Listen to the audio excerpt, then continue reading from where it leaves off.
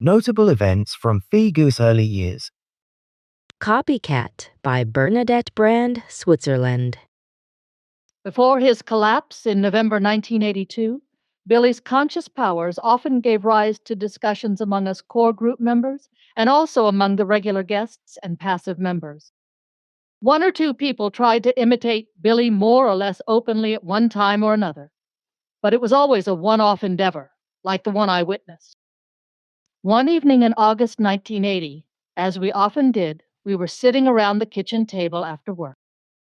Billy, Thomas Keller, Roland Reichseger, Silvano Lehmann, Yuski Büchli, Freddie Kropf, and I, Bernadette Brand, as well as a few others, were present.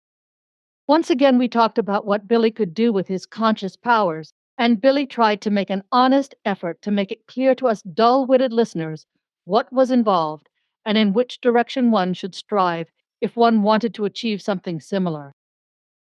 He was probably spurred on by our uncomprehending, not to say stupid, expressions to demonstrate his skills once again and thereby illustrate his words.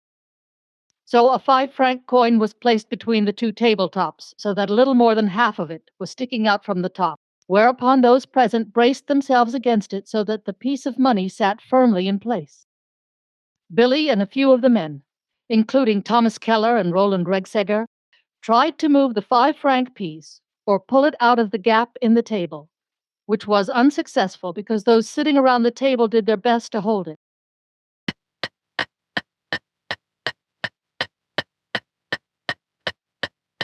Billy, now watched like a hawk by everyone present, raised his hand a few centimeters above the table, and with a lightning-like and powerful movement, he struck the piece of money directly above the tabletop, almost flat, and it suddenly lay neatly folded on the table. I noticed that the minting of the coin was still completely undamaged. As every time Billy demonstrated his skills to us, which in our opinion was far too rare, everyone present was initially floored, and only after a while did the discussion begin. Thomas and Roland stood out in particular, both of whom were of the opinion that the speed of Billy's hand movement was the deciding factor. Thomas in particular argued that Billy had generated so much force with his incredibly fast, powerful punch that it simply overrode the moment of inertia of the metal, which is why the coin remained undamaged.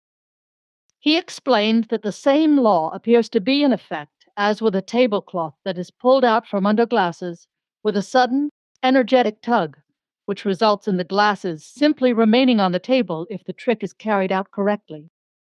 He spoke loudly as he spoke and was supported by Roland, who tried diligently to agree with the previous speaker and to reinforce him. After praising each other for a while, they both believed so much in the correctness of their arguments that Thomas suddenly said, "Well, I can do that too. I'm sure I'm as fast as you, Billy." Although Billy warned him that the experiment was too dangerous for him and that he would get hurt.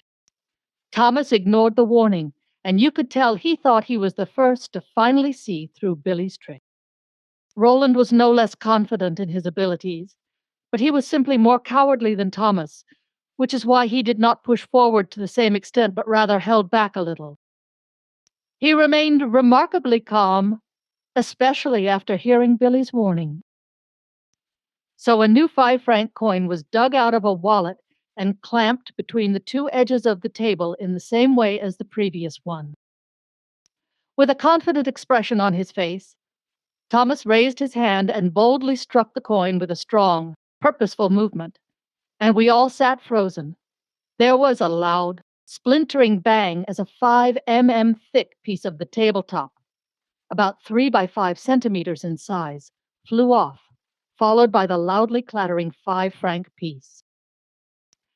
And we saw something else, a piece of the heel of Thomas's right hand, about 1 by 3 centimeters in size, lying twitching in a pool of blood on the table. Thomas had turned white and looked at his torn, bleeding hand, while Roland remained meekly silent, and the women, after recovering from their initial shock, scattered to get disinfectant and bandages so that the shocked Thomas could be treated. Furthermore, it must be said that there are still people today who were there back then and who still claim that Thomas only injured himself because he did not deliver the blow quickly enough and from the wrong angle. Other witnesses: Thomas Keller, Roland Regseger, Silvano Lehmann, Uski Büchli, Freddie Kropf, Calliope Meyer, and others. Photo: Freddie Kropf.